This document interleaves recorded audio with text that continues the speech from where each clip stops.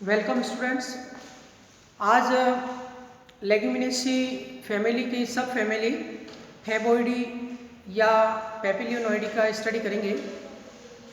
फैबोइडी जो फैमिली है या पेपिलियोनोइडी है, बेंथम एंड हुकर ने उसका नाम पेपिलियोनोइडी रखा है या उसे पेपिलियोनेसी भी कहते हैं और वर्तमान में उसे फैबेसी के नाम से जाना जाता है। आर्थिक दृष्टि से ये बहुत ही महत्वपूर्ण फैमिली है। पोएसी फैमिली के बाद में इकोनॉमिकली सेकंड इम्पोर्टेंट फैमिली मानी जाती है, क्योंकि इस फैमिली में मुख्य रूप से पल्सेस क्रॉप जितनी भी हैं जिसमें हाई प्रोटीन कंटेंट होता है, या इसके अलावा ऑयल यील्डिंग प्लांट भी है जिसमें सोयाबीन है, ग्राउंडनट है, वो भी इसी में सम्मिलित है। और इसके अलावा इस पादप के जो हर्बेसिस प्लांट है मोस्टली, उनकी रूट्स में रूट नोड्यूल्स पाए जाते हैं और ये रूट नोड्यूल्स एटमॉस्फेरिक नाइट्रोजन का फिक्सेशन करते हैं और उसको नाइट्रेट में कन्वर्ट करते हैं, यानी कि ये फर्टिलाइजर के रूप में भी उनका उपयोग होता है। और आर्थिक दृष्टि से बहुत ही महत्वपूर्ण फैमिली है। इसमें काफ़ी इंपॉर्टेंट प्लांट सम्मिलित हैं, कुछ important tree species medicinal plant भी सम्मिलित हैं। तो सबसे पहले अपन उनके अभिलक्षणिक गुणों को देखते हैं। और इसमें एक ये फैमिली की और खासियत है कि कॉस्मोपॉलिटन नेचर की है। कॉस्मोपॉलिटन का मतलब होता है विश्वव्यापी, यानी इसके प्लांट है वो विश्व के हर एक प्रदेश में पाए जाते हैं, परंतु वहाँ पर टेम्परेट क्लाइमेट है उसमें उनकी कंसंट्रेशन ज़्यादा है। और इम्पोर्टेंट सेलिएंट फीचर्स के अंतर्गत अपन अगर बात करेंगे, जिसमें लीव्स जो होती है वो यूजुअली पिनेटली कंपाउंड होती है, पिचाकार से कंपाउंड होती है विद पल्मिनेट बेसिस, पर्णाधार खुले हुए रहते हैं। और सेकंड जो है इसमें फ्लावर्स जाइगोमॉर्फिक होते हैं, एक व्यास सममित पाए जाते हैं, कोरोला पेपिलियोनेसिस होते हैं। लेग्यूमिनेसी कुल में फैबेसी में ही कोरोला पेपिलियोनेसिस होते हैं, सीजल पिनेसी और माइमोसेसी में नहीं होते। तो यहाँ पे कोरोला पेपिलियोनेसिस होते हैं। और पेपिलियोनेसिस कोरोला क्या होते हैं ये हमने आपको पहले ही टर्मिनोलॉजी में बताया था कि जब 5 पेटल है, 5 पेटल में जो पोस्टीरियर पेटल है वो आउटर मोस्ट होता है और साइज में सबसे बड़ा होता है और उसका नाम है वैक्सिलम या स्टैंडर्ड कहते हैं, इसे वैक्सिलम या स्टैंडर्ड कहते हैं, ध्वजक। और उसके लेटरल दो जो पेटल हैं, दो जो टू लेटरल पेटल्स हैं उन्हें विंग्स या एली के नाम से जाना जाता है और जो स्टैंडर्ड के द्वारा कवर्ड होता है।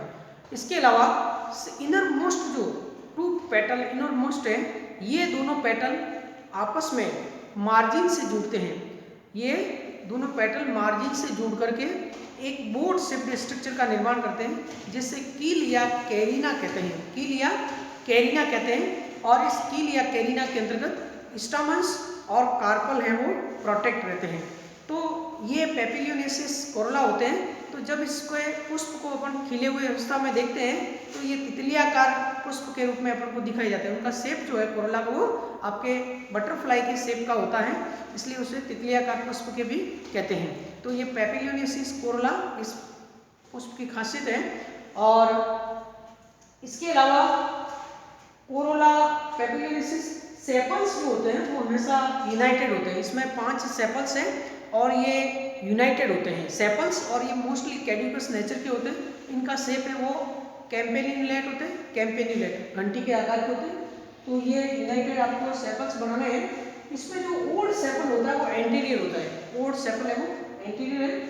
अब बात आती है स्टैमेंस की। स्टैमेंस की संख्या है उनके सर की है वो 10 होती है हमेशा, लेकिन मोस्ट ऑफ केस में यानी यूजुअली ये डाइएडल्फस कंडीशन में होते हैं। डाइएडल्फस को हिंदी में कहते हैं द्विदीर्घी पुंकेसर जो होते हैं, यानी कि पुंकेसर जो है वो 2 समूह में पाए जाते हैं। यहाँ पे जो एक पुंकेसर है, पोस्टीरियर पुंकेसर जो होता है स्टामन, वो फ्री रहता है और 9 जो रिमेनिंग 9 स्टामन्स है उनके फिलामेंट्स आपस में जुड़ करके एक संघ बनाते हैं। तो 9 का एक संघ है और एक अलग है, इसे कहते हैं 1+9 अरेंजमेंट। ये कहलाता है 1+9। 9 को कोष्टक में अपन लिखते हैं फ्लोरल फॉर्मूला के अंतर्गत, तो ये द्विसंगी पुंकेसर कहलाते हैं। लेकिन सभी में ऐसा नहीं होता है, कुछ प्लांट ऐसे होते हैं जिसके अंतर्गत मोनो एडल्फस कंडीशन भी पाई जाती है। जैसे डलबर्जिया सिसु होता है, सीसम होता है डलबर्जिया सिसु, उसमें 10 स्टामेंस हैं और 10 स्टामेंस आपस में जुड़ करके एक ही संघ बनाते हैं, तो वहाँ पे डाइएडल्फस कंडीशन नहीं, मोनो एडल्फस है। तो वो फ्लोरल फॉर्मूला डायग्राम में आप एक्सप्लेन कर सकते हो। इसके बाद गाइनोसियम की बात करते हैं। गाइनोसियम में कार्पल सिंगल होता है, ओवरी मोनोकार्पुलर ही होती है, जिसमें और यूनिलोक्यूलर एक ही कोष्ठक होता है जिसमें अनेकों ओव्यूल्स पाए जाते हैं। ओवरी सुपीरियर होती है इसमें।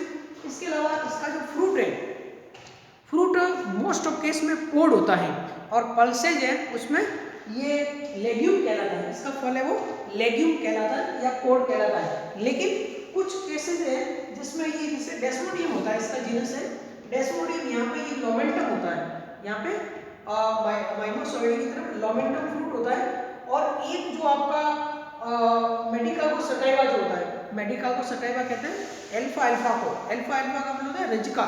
तो रजिका का अगर आप अल्फा अल्फा का फ्रूट देखोगे तो वो जलेबी जैसा होता है, कॉइल्ड। तो मेडिकागो का फ्रूट है वो स्पाइरली कॉइल्ड पाया जाता है, और डेस्मोडियम में लोमेंटम। इसके अलावा मोस्ट ऑफ केस में इनका फल है वो पोड या लेग्यूम होता है। इसके बाद में इनके जो सीड्स होते हैं, बीज जो होते हैं, बीज में एंडोस्पर्म बहुत ही माइन्यूट या एब्सेंट होता है, नॉन एंडोस्पर्म सीड्स होते हैं, और उनका जो रिजर्व फूड है वो कोटिलिडन्स में बीज पत्रों के अंदर संधारित होता है। जैसे चना होता है तो चने में बीज पत्र वो मांसल होते हैं और उसमें रिजर्व फूड है वो पाया जाता है। तो ये इसमें एक आपको और पहले बताया गया कि इस फैमिली में कॉमनली विद रूट नोडल्स इसमें पाए जाते हैं, जिसमें राइजोबिया, ब्रेडी राइजोबिया, ये सारे बैक्टीरिया जो होते हैं वो नोड्यूल्स में पाए जाते हैं, नाइट्रोजन का स्थिरीकरण करते हैं। तो ये इस फैमिली के अगर प्लांट जितनी भी पल्सेज है या दूसरे भी, जैसे कि आपके ग्वार है, साइमोप्सिस टेट्रागोनोलोबा जिसे कहते हैं, ग्वार है, मोट है, ये जितनी भी फसलें हैं इनका, या सेस्पेनिया जो होता है, एक सेस्पेनिया बहुत ही इंपॉर्टेंट है जिसमें बहुत ही अच्छी तरह से अपन को रूट नोड्यूल्स दिखाई देते हैं, तो इकड़ कहते हैं इसे सेस्पेनिया को। तो उनको बायो फर्टिलाइजर के रूप में भी खेतों में लगाते हैं, क्रॉप रोटेशन में भी सेस्पेनिया या ये ग्वार है उसका कल्टीवेशन किया जाता है। तो ये बायो फर्टिलाइजर के रूप में यूज करते हैं, नाइट्रोजन का स्थिरीकरण करते हैं। अब अपन इंपॉर्टेंट जेनरा की बात करते हैं। इसमें बहुत सारे जेनरा है, जिसमें मुख्य रूप से पल्सेज है। तो मेन जेनरा में जो वर्ल्ड लेवल की बात करें तो एस्ट्रागेलस की अनेकों प्रजातियां पाई जाती है, एस्ट्रागेलस। इसके बाद में जीनस आता है इंडिगोफेरा। इंडिगोफेरा जो होता है, इसमें राजस्थान में भी 8-10 प्रजातियां इसकी पाई जाती है, इंडिगोफेरा। और इंडिगोफेरा में एक प्रजाति होती है टिंक्टोरिया, इंडिगोफेरा टिंक्टोरिया, और उससे इंडिगो डाई प्राप्त होती है, इंडिगो नामक डाई प्राप्त होती है। और ये आपके जो बिहार का जो चंपारण का जो आपके मूवमेंट था, वो भी इसी इंडिगोफेरा टिंक्टोरिया जो है उसकी खेती से संबंधित, आपके नील की खेती का जो आपने नाम सुना होगा इतिहास में, नील की खेती जो है उसके लिए बाध्य कर दिया था अंग्रेजों ने किसानों को। तो ये नील जो होती है वो इंडिगोफेरा टिंक्टोरिया होता है, उसका पोड में वो आपके डाई होती है, नील होती है। इसके बाद में क्रोटेलेरिया की बात आती है। क्रोटेलेरिया बहुत बड़ा जीनस होता है, ये मुख्य रूप से फॉडर क्रॉप के रूप में है। ये डेस्मोडियम जो होता है ये वाइल्ड फॉर्म में है। इसके बाद में टेप्रोसिया जो है सरफुंका कहते हैं, ये औषधीय पौधा भी है और वाइल्ड फॉर्म में भी पाया जाता है। और ट्राइफोलियम जो है जिसे बरसिम कहते हैं, इसकी वाइल्ड स्पीशीज भी होती है। ट्राइफोलियम और अल्फा अल्फा ये दोनों इसमें फॉडर यील्डिंग प्लांट है। अल्फा अल्फा तो रिजका होता है जो मुख्य चारा है, पौष्टिक चारा है। इसके अलावा ट्राइफोलियम भी होता है, ट्राइफोलियम भी आपके ये मेथी जैसा दिखाई देता है, उसे अपन फॉडर, ग्रीन फॉडर के रूप में उसको यूज करते हैं, ट्राइफोलियम। डलबर्जिया जो है वो सिसम है, डलबर्जिया सिसु है, डलबर्जिया लैटिफोलिया है। ये टिम्बर यील्डिंग प्लांट के रूप में इसको आपको लिखना है, इमारती कास्ट के रूप में। डलबर्जिया सिसम, सिसम की लकड़ी। और डलबर्जिया लैटिफोलिया होता है वो काला सिसम होता है, ये टिम्बर यील्डिंग प्लांट के रूप में। लेथायरस जो होता है ये इंपॉर्टेंट जीनस है। लेथायरस की 2 प्रजातियां पाई जाती है, लेथायरस ओडोरेटस जिसे स्वीट पी कहते हैं, मीठी मटर, स्वीट पी, लेथायरस ओडोरेटस, और उसको ऑर्नामेंटल प्लांट के रूप में भी उसको यूज में लेते हैं। और एक लेथायरस अफाका होता है, लेथायरस अफाका जो होता है वो वाइल्ड होता है, वो वाइल्ड पी होता है। तो लेथायरस अफाका, इनके अंदर जो लीफ होता है लेथायरस अफाका में, होल लीफ है वो टेंड्रिल में मॉडिफाइड होते हैं। और पाइसम सटाइवम है, लेथेरिस ओडोराटस है, इसमें लीफ लेट है वो टेंड्रिल में मॉडिफाइड होते हैं, तो वो हमने पहले भी आपको बताया हुआ है। इसके बाद में सेसबेनिया का बताया है। सेसबेनिया बहुत ही इंपॉर्टेंट आपका ये प्लांट है। एरिथ्रीना जो होता है, एरिथ्रीना इसे इंडियन कोरल ट्री के नाम से जाना जाता है। इंडियन कोरल ट्री है, ये बहुत ही सुंदर प्लांट है, फॉरेस्ट में पाया जाता है और इसमें मार्च अप्रैल में फ्लावरिंग होती है, बड़े आकार का फ्लावर इसमें पाया जाता है। हालांकि ये ऑर्नामेंटल के साथ साथ ये औषधि भी होती है। इसकी जो स्टेम बार्क जो होती है वो काफ़ी पोरस होती है और वो जॉन्डिस डिजीज है उसमें उसको प्रयोग में लिया जाता है। एरिथ्रीना इंडिका, इंडियन कोरल ट्री इसे कहते हैं। अलागी जो होता है, अलागी ये एक अंडर श्रब होता है और डेजर्ट का प्लांट है। अलागी, अलागी सूडो अलागी और अलागी, इसे ऊँट का मुख्य चारा कहते हैं। जो रेगिस्तान में ऊँट है वो इस प्लांट को मेन फूड के रूप में यूज करता है, अलागी। मेडिकागो जो है ग्रीन फोडर में इंपॉर्टेंट है, रिच का है, ये हमने आपको बता दिया है। मेलीलोटस है, ये भी ग्रीन फोडर में आता है, ये व्हाइट फॉर्म में क्रॉप के साथ में वीड्स के रूप में पाया जाता है मेलीलोटस। पाइसम है, पाइसम मटर होती है, मटर आप जानते हो दाल के रूप में और सब्जी के रूप में उसका बहुत ही प्रयोग होता है, पाइसम सटाइवम, और उसका फ्लोरल फॉर्मूला डायग्राम आपको याद करना है। विसिया जो होता है, विसिया जो है वो आपके ये भी आपका पल्स है, विसिया फाबा जो होता है, और उसको एलिसिकार्पस जो है ये जीनस आता है, एलिसिकार्पस ये वाइल्ड जीनस है। एलिसिकार्पस औषधि होता है, इसकी कुछ प्रजाति औषधि होती है और वाइल्ड फॉर्म में ये काफी मात्रा में पाया जाता है। एलिसिकार्पस इसकी मोनिलिफर जो प्रजाति है औषधि होता है। लुपिनस जो होता है ये ऑर्नामेंटल प्लांट के रूप में होता है, लुपिनस, लुपिनस ऑर्नामेंटल। विस्टेरिया ये भी ऑर्नामेंटल है, लुपिनस और विस्टेरिया ये दोनों ऑर्नामेंटल प्लांट के रूप में।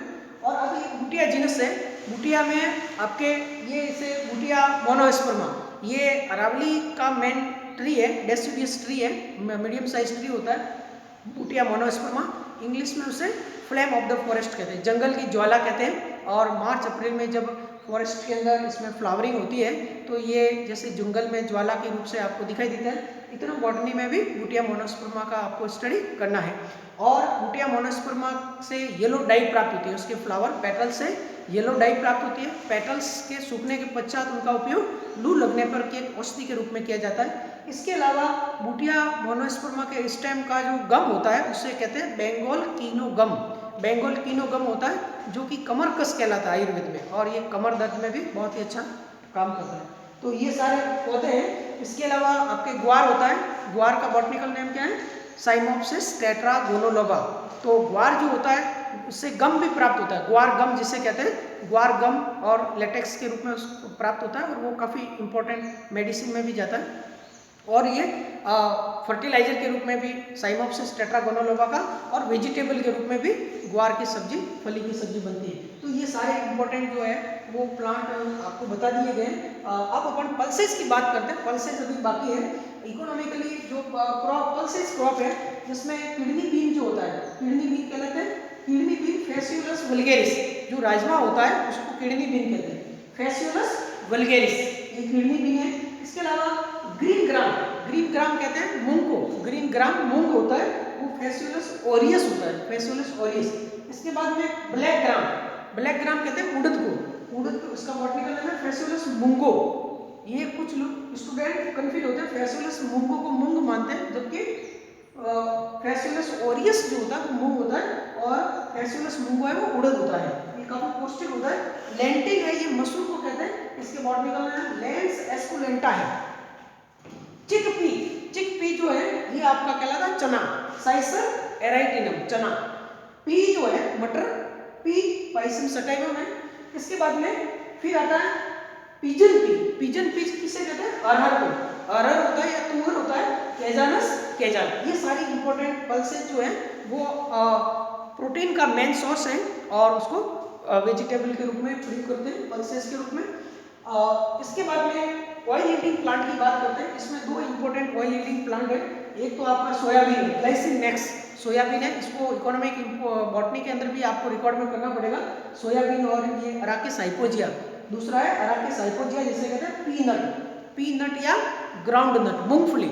ये दोनों प्लांट है वो इकोनॉमिकली बहुत इंपॉर्टेंट है, ऑयल यील्डिंग प्लांट सोयाबीन और पीनट है। इसके अलावा आपको हमने ऑर्नामेंटल प्लांट के बारे में बता दिया। फोडर यील्डिंग प्लांट के बारे में बता दिया, टिम्बर यील्डिंग प्लांट के बारे में बता दिया, डाई यील्डिंग प्लांट के बारे में इंडिगोफेरा टिंक्टोरिया और बुटिया मोनोस्पर्मा बता दिया, गम यील्डिंग प्लांट के बारे में बता दिया, गम यील्डिंग में साइमोप्सिस टेट्रागोनोलोबा और बुटिया मोनोस्पर्मा ये दोनों गम यील्डिंग प्लांट है। और इसके बाद में आपके मेडिसिनल प्लांट की अगर बात करते हैं तो मेडिसिनल प्लांट के अंदर कुछ, एक तो एरिथ्रीना इंडिका जो होता है ये इसकी छाल में जॉन्डिस में काम आती है, एरिथ्रीना इंडिका। इसके अलावा बुटिया मोनोस्पर्मा है, इसके ड्राइड पेटल लू लगने पे उसका प्रयोग किया जाता है। और एक इसमें आपका और है जिसे कहते हैं एब्रस प्रिकेटोरियस, ये औषधीय पौधा और है एब्रस प्रिकेटोरियस। एब्रस प्रिकेटोरियस जो होती है ये आपके रति कहलाती है, रति, और ये औषधीय भी होती है, उसकी जो लीव्स होती है वो खांसी और उसमें प्रयुक्त होती है। और इसके अलावा एब्रस प्रिकेटोरियस के जो सीड्स होते हैं उससे रोजरीज यानी जप माला बनाई जाती है। और इसके अलावा ये जो है वो जौहरी के जो प्राचीन काल में तोलने में भी उसको प्रयोग में लेते थे, तो एब्रस प्रिकेटोरियस भी आपको इसमें लिखना है। तो ये सारा इकोनॉमिक इंपॉर्टेंस और उसके सेलिएंट फीचर और मेजर जेनरा हो गए। अब आपको फ्लोरल